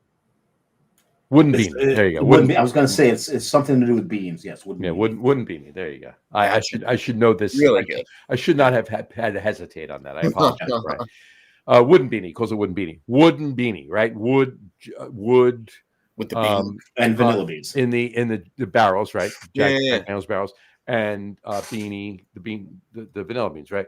So he takes the Monster Mash, and he also does the same thing that he calls Blunderbore. Now, Monster Mash, there's a monster, beans, wood, Jack Daniels, Jack and the Beanstalk. The monster in Jack and the Beanstalk, the giant in Jack and the Beanstalk was called Blunderbore. So that's the name of the beer. It's very, very clever. Really? Very Brian clever. can be very clever at times. He's very clever. It's actually a really cool idea too. It is. Yeah. So, It's a really good beer. and it's a very, very, very good beer. The So. Blunderbore. I did not know that's what the giant was also named in. What is it? Jack and the Beans. Jack and the Beanstalk. The giant's name is Blunderbore. Yeah, The bastard Blunderbore. the Blunderbore. Yeah. Yeah, there's so many monsters out there that people don't know their real names. Like Yeah, I had no idea. like the one from Bugs Bunny. That's Gossamer. No shit. Yep, Yep. the orange one. The orange one, and With the sneakers. That's Gossamer. right. when he was giving him the haircut, when he was like, You monsters live Yeah. such interesting lives. You mean much. monsters, interesting people. There you go. All right. Don't go up there. It's dark. Yeah. Okay. It's dark. Yeah. Exactly. All right. So, do you have to? You have to go get your brother, or are you? Yeah, I guess. Having him Uber back to the house. Do us a favor. He'd Smack be him upside. so pissed. Smack him upside the back of the head for us. Well, we're gonna talk about it. One other thing. We're gonna stay on the show because we want to talk about one other thing. But I'll mention it while you're still here, Yeah, what you got? and then you bail when you need to.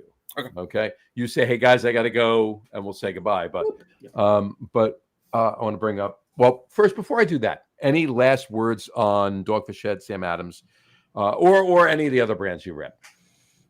Thank you for your support. Absolutely. Absolutely. That's all I got. It Well, is. it's something that we harp on the show a lot. Ever since Anchor left, we talk about it being our fault because we took them for granted. So we don't want people to take these as they're called legacy brands. Sam Adams and Dogfish Head certainly fit that bill. Sure. And we urge all of our listeners and viewers at least once a month buy a 4-pack or a 6-pack of a legacy brand. And you know what? With these variety packs coming up, now's the time to put a Dogfish Head or a Sam Adams into that rotation. We always got some cool stuff coming out, Maybe do 2 this month. That's what it's all about, man. It's I'm Shark. Bum, bum, bum, bum, bum, bum, bum, bum. It's like the best tap handle too. No, there was a time I was in Florida, and there's these fish jumping out of the water. No one could figure out why, but I can see that there's fins. I can see these dorsal fins, and I go running into the water. The lifeguards see it. They're on their whistles. So they think they're sharks. Oh shit! I know they're dogfish. And I go run in the water. They're yelling at me, and I'm yelling back at them. They're just dogfish. They're not going to hurt a human being, but I just want to get close and watch the way they feed. They call them dogfish because they hunt in packs. And it was just really cool watching the fish trying to jump out of the water to get away from. That's really, really cool.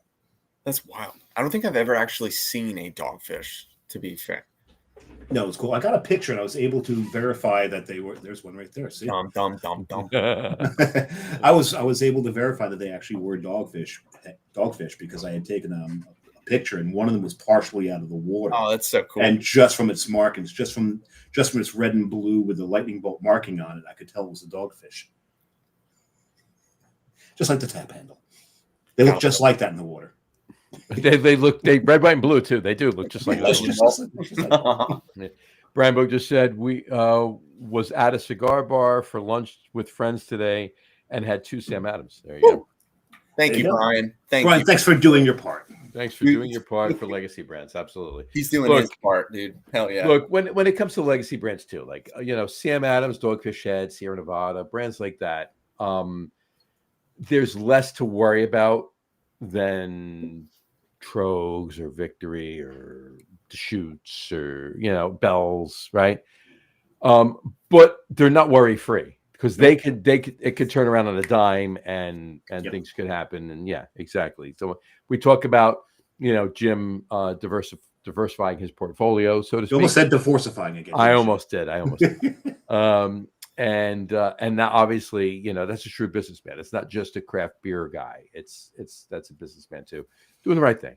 And kudos to him for that. And I'll cheers him with his patented glass for that, right? I'll cheers him For his MIT designed glass.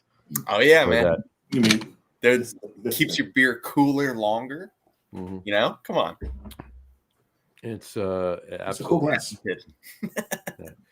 But in any event, it could happen to anybody. So legacy brands, landmark beers, very important. Check out any of that information on the American Craft Beer Hall of Fame pages on Facebook and of course the website. Because that's a big push that we're doing on the American Craft Beer Hall of Fame for landmark beers and legacy brands. You want to check that out. But these are 2 of the OGs that we want to make sure stick around. And right, Jim was in the first class. Was he not the inaugural class? Jim was in the inaugural class. Well, I have a feeling that Sam might make this. I have a bit of a feeling. I'd be surprised if he didn't. You've got someone on the board and the board of directors and someone on the board of advisors. We both get votes, and I don't think I'm giving away too much by saying that we're probably going to be voting to get Sam.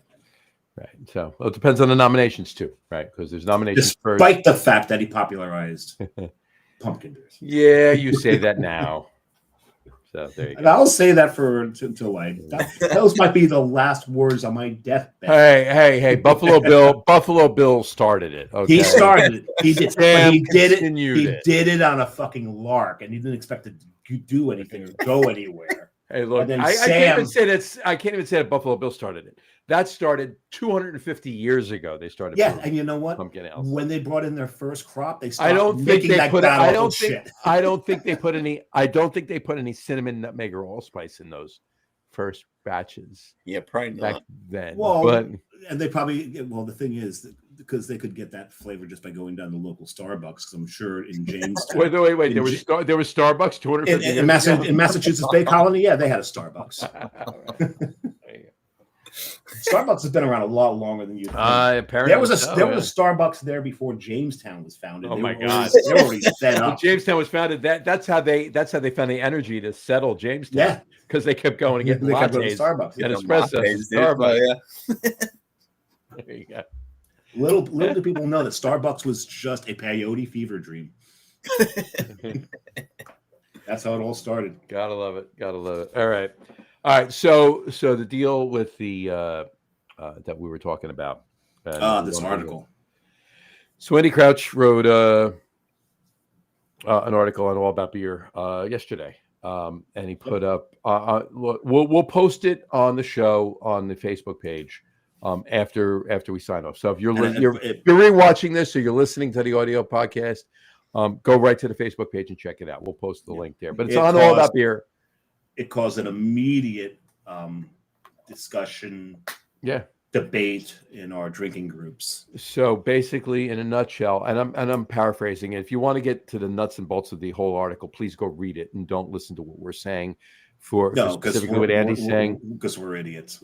Of course, but he basically was saying that the main demise or the demise of the tap houses, beer rooms, beer rooms, beer bars, beer bars, in the United States, it's been because of tap rooms for breweries. And tap rooms for breweries are obviously, there's more breweries. Most of them, or if not all of them, are having tap rooms, and a lot of the people are, the consumers are going to them as opposed to going to the beer bars. And I'm paraphrasing here. Please go read the article. Don't listen to what we're saying. But in a nutshell, what he's saying is that more people are going to the tap rooms, and because they can, some of them have food, some of them don't have food, but they have food trucks.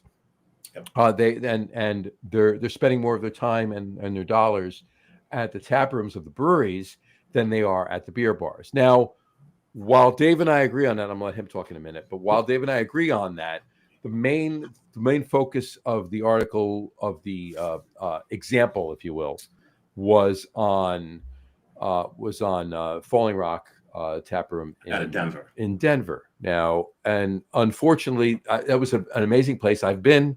It was an amazing place. It really, really was an amazing place, especially during GABF.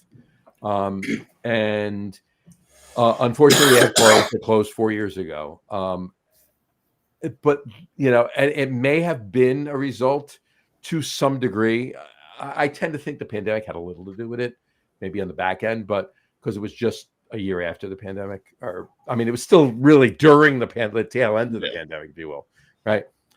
But Denver is a different animal when it comes to tap rooms. Yeah. Okay. While there are a lot of breweries everywhere around the United States, and so many, it's insane. Not like Denver. It's not. Denver's a different animal, and and I've said this to Dave many times, and I just said this to Branden before. Harry Lugnuts from the Sports Podcast, if you happen to watch that too. But my friend Pat, he lives in Denver, and his famous saying is like, Harry Lugnuts is Pat. Yeah, the same guy.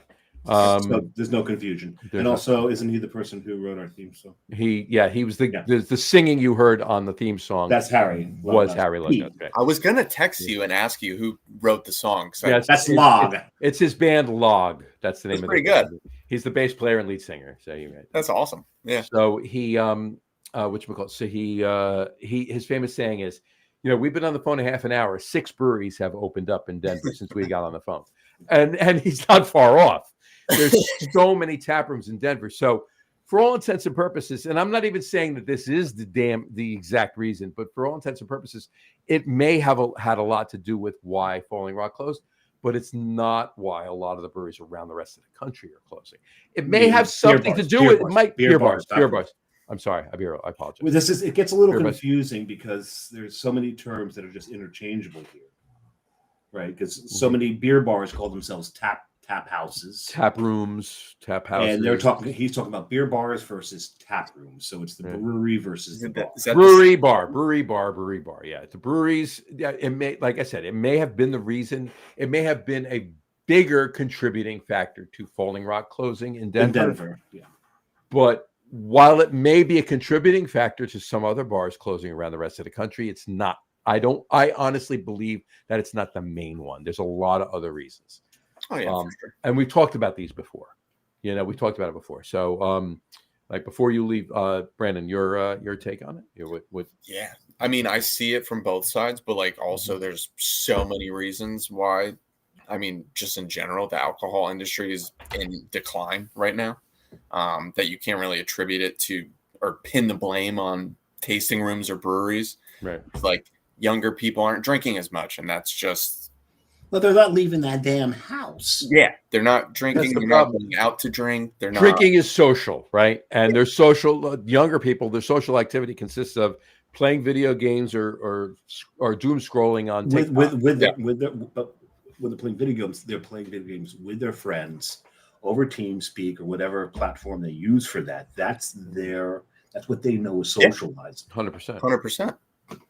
So it's very. It's tough to put the blame because they're trying to blame breweries, right? Is what the article said. I didn't read it, so I'm trying. He's putting the cause on the tap rooms, and on one hand, and in all fairness, he's not like like a bottom line saying this is the only reason. He's not saying this. And it's not saying that the tap rooms are a problem. He's saying this is the main sort of reason, though? Yes. The only thing that is missed in the article is the fact that there's a very singular example in Denver. Right. He brings up another example that's in Chicago, where you've got another market where you've got a lot of breweries in a very small area. Chicago does have a lot of tap rooms in a small area too. That also can serve food. So I think these are some of the factors that can contribute when you've got a lot of breweries around you that can serve food. Yeah, I can see that being a very contributing factor to draw away those old fat guys like us that are still drinking beer. Yeah. We're going to the tap rooms and why would we go to a restaurant tap house, right, beer bar, if we're getting good food at a brewery, sure, who's got who's serving 20 of their beers and they're great beers? Why am I leaving there? So I get that. Yeah, they have a cool tap list. Like some majority of breweries have like exclusive beers that you can only get there. So it's like, why would you not want to go there? Right. Like, but in those markets where breweries can't serve food or just have food trucks, because there's time you roll up to a brewery, like, oh, they've got a food truck. I can't fucking do tacos again. Just fucking tacos. We only have empanadas. Look, I don't know about you, but if I'm eating, and I say this anywhere, it's not just at a brewery. If I'm eating off a food truck, I don't care how gourmet the food truck is. Yeah, if I'm eating off a food truck, I'm starving. Yep. And it's not my meal; it's a snack. And even if it's one entree they make, right? It's still a snack. It's not my meal. I'm not done for that meal. Right, soaking up some booze. That's what it's there. It may replace lunch. It ain't replacing dinner. Well, that's why I love to see arepas at a in a food truck at a brewery, because that's some corn, those carbs from the corn soaking up the alcohol with a little bit of sweetness with that mix in there. That's so good. Love those. 100%. But so when you get those markets like that, if you have a beer bar that's failing in a market where the breweries don't have a kitchen. Brian's having tacos for dinner. Excellent. Shout out tacos. Guess what I had for dinner? Tacos. Tacos, actually. Guess what I'll be having for dinner when we finish the show? Tacos? Nope, pizza. Okay. But it's so in those markets, and there's a reason I wore this shirt tonight, is because of this argument. If you have got a restaurant, craft beer bar owner who is savvy and knows his business, they know how to bring in foot traffic. Tonight at Cloverleaf Tavern, it was halfway to Cane Day. They had 11 different taps from Cane. Right. Now, Cane Day at Cloverleaf, when they do the complete, the whole every friggin' tap is Cane. Oh, wow. They have stuff on there they've been holding. They've got stuff on there that's been given to them because of the sales numbers they have. Right. Some amazing stuff that's given to them. If you look at the tap list that's at Cane versus what's at Cane Day, you're going to Cane Day. Same thing when they had the carton tap. Yeah, I mean, Cane's not going to have those same taps on. So. And Cloverleaf also does a great job with halfway to St. Patrick's Day, their Oktoberfest, their Father's Day, their Mother's Day, their 4th of July, all these events. Belgium Week. Mm-hmm. They celebrate Belgian independence. They do. Ryan finds any reason to throw a party. And when he does the carton day, no matter what beers he has on tap there or what beers Carton in their tap room have on, Cloverleaf has something that Carton will never have at their carton day. And that's the Dubviant. And that's the what? The Dubviant? The Dubviant, yes. The Dubviant, which is their version of O-Dub, which they have Sriracha Ace. Well, it's that, but also something else. They have like a specialty version of O-Dub. That's right. That's but they also have something because he goes to the Cloverleaf for the carton. Oh, that's cool. And you got to get creative, man. And it's the man who shall remain first nameless on this show. Well, we can say it once. It would be Augie Carton. We'll say it once. We just can't say it thrice. Because it's Beetlejuice. The Beetlejuice appears on the show. Yeah, so there's because you'll never see him at the brewery. It's rare. Well, I saw him at the brewery on Friday night because it was their 14th anniversary Right. party. I did not. 14 years. Wow. Yeah, it's 14. Awesome. Them and Kane, they opened up a month apart from each other. Yeah, that was when I was at ShopRite. Those were like the two local like breweries that we had. Those two breweries started the New Jersey craft beer renaissance. Oh, for sure. Absolutely, there's no doubt about it. And when they started, then Cape May opened, and a bunch of other breweries followed after that, and it's just gotten better and better and better and better. Yeah, the 4 breweries in North Jersey that tapped Carton and Kane, the first 4 breweries, and I say 4 because 4 bars. 4 bars. Did I say breweries? You said breweries. I'm sorry. I blame Flannel Fest. I'm drinking this, and it's all 5.8%. And this is how much of it I have left. You don't know what I drank before. And I'm more lucid than you. Getting ready for that plane ride, dude. Hell yeah. Oh yeah. Anyway, the 4 breweries. Couple of said it again. 4 bars. I said it again. The 4 bars that tapped Kane and Carton in North Jersey first 14 years ago when they both opened. All right, was what's on Dave's shirt. Yep. All right. The Copper Mine in North Arlington. Right. I think Abe's as well, right? In Corner Tavern. Hello. It's a funny name. Andy's Corner Tavern. Andy's Corner Tavern in Pagoda. Pagoda. It's a funny name, yeah. Pagoda. And it's the only one that you got a little pretzel with. You always got a pretzel in here, right? And me. 381 Main. 381 Main. Yeah, there you go. So those are the 4 bars. So, but my point back to what we were talking about is if you've got an owner who's a savvy businessman, and Ryan Dorchek has proven time and time again during COVID, he proved what a savvy businessman he is. Brian just said Andy's Corner Bar. Yeah. As much as you loved Andy's, come on, Brian, you loved 381 Main too. You know he did. Yeah. There's that cold ugly head. But you can survive in a brewery-rich environment if you can do a few things. Have events that bring people in. Have events with these breweries where you've got beer that they don't have in their tap room right then and there. But also, it's the out-of-state stuff. It's the out-of-country stuff. You bring this stuff in, and now you've got people that are coming there, and it's also the programs. I happen to be wearing my PhD shirt. He's got this loyalty drinking program that's phenomenal. He just finds all these great ways to just bring people in the door, get them interested in the drinking. There's so many loyal customers there. Good luck finding us. What's their PhD program? So you start off with the MBA. The MBA is called Master of Beer Appreciation. And it's a card, and there's very specific beers on there to run you through all the styles so that you understand the styles. Wow, that's cool. Once you get that all punched, then you can go to the PhD level. So which means pretty huge. Diplotosaurus? No. Professor of Hops and Drafts. Professor of Hops and Drafts. There you go. And it lasts for the whole year. You can do it in about 9 months and a week if you're really diligent. But it's seasonal. So there's a winter list, a spring list, a summer list, and a fall list. Smart. That's so smart.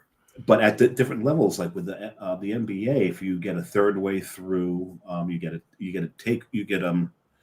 homework, you get a bottle to take home, and at the end of it, you get a shirt. And the first PhD, you get a shirt. The second PhD, you get a hoodie.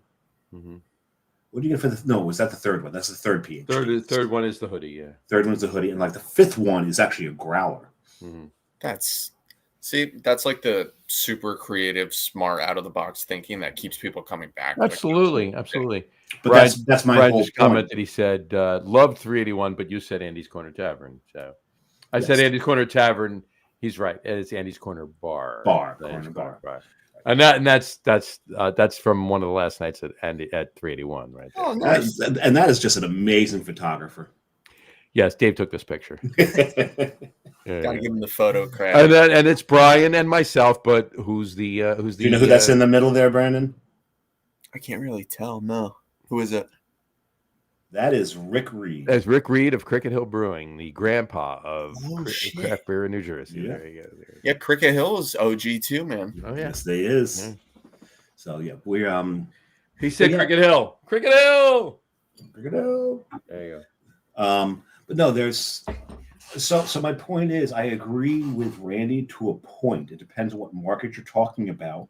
But if you've got a savvy enough beer bar owner, they can weather so many storms. Look, Dave's not wrong. The bottom line is you need to and to Andy's credit, what he was saying is like most of these and He's not wrong. It's just not the complete wrong. story. Right. What he was basically saying is all of these in general, he was saying tap houses, bars were supporting local. And they were putting all of their taps for local beers. But the local breweries had the same beer on tap. So everybody's going to the breweries and getting it from the source and some other beers as well that the tap rooms in the bars didn't have. What these bars need to do, and what Cloverleaf does and what Andy's does and what we did at 381 and everything else, is you curate beers, you support local and you have local taps, but you also have a lot of non-local taps. So stuff from out of state, stuff from out of the country, imports, Belgians,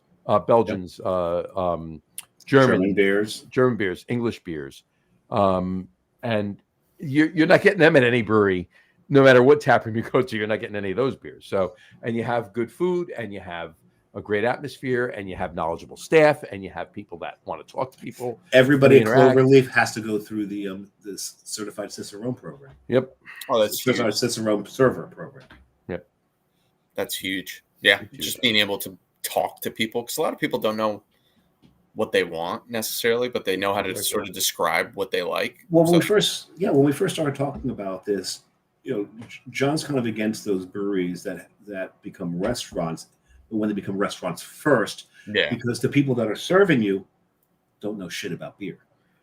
And I'll be honest with you, and I will not say the name of the brewery because I will not do that to anyone on this show. But there's this particular, I'll say the state. It's in Vermont. It's in Vermont. It's in Vermont. All right. They were a fantastic brewery, and they still are a fantastic brewery. But they opened another place that has the brew and beer at, that have that tap room experience or whatever, and they have food. And I sat in there last year, and I was so disappointed because no one that I spoke to the entire time I was there was an ounce knowledgeable about the beer. It was a corporate restaurant for all. What day of the week? It was no different than remember Saturday night.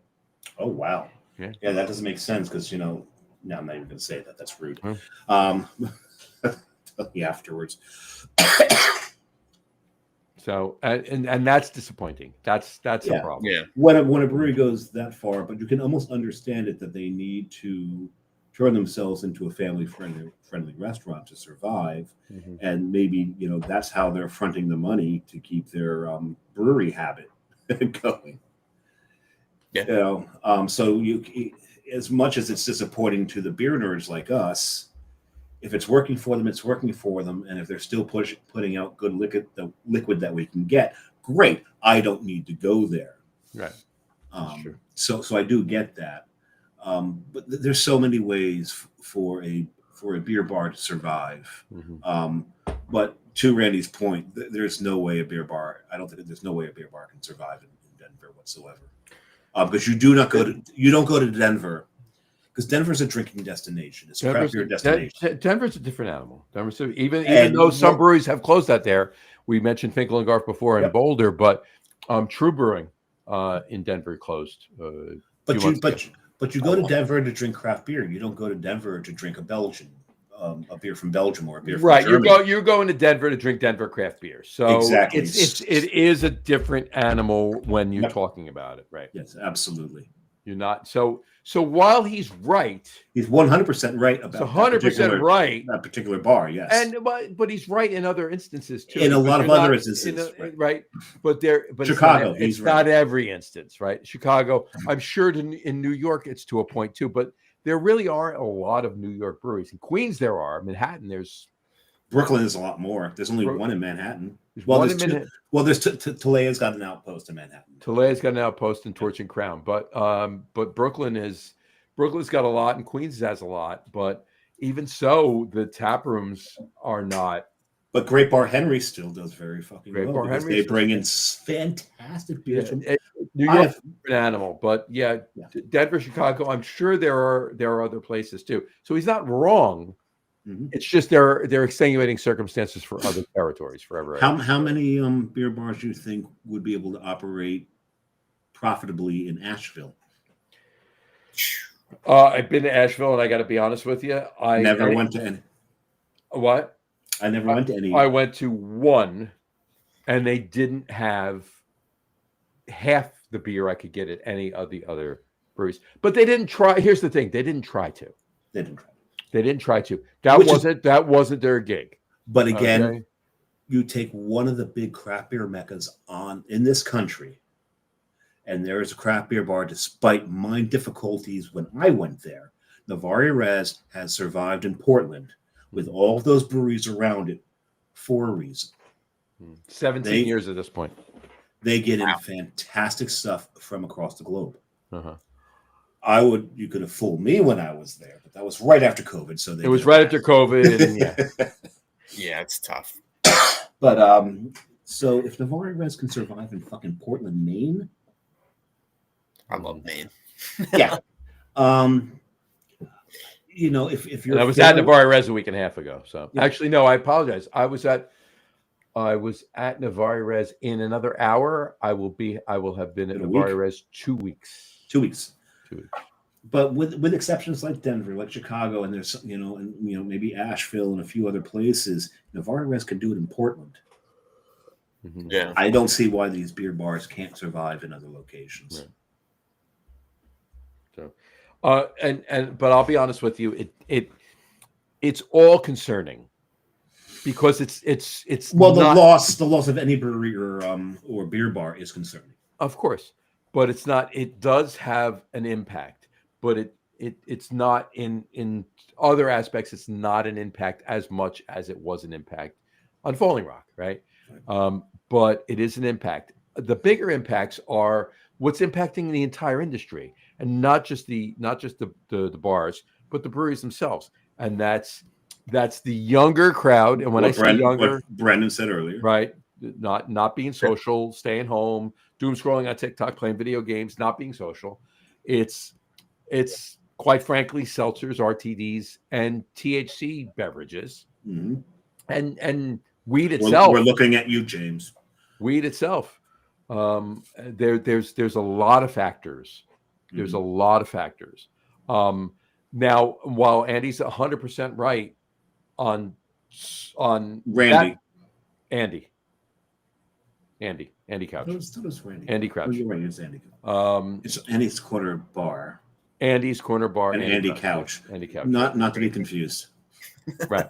So there's no couches in Andy's Corner Bar either. No, there's not.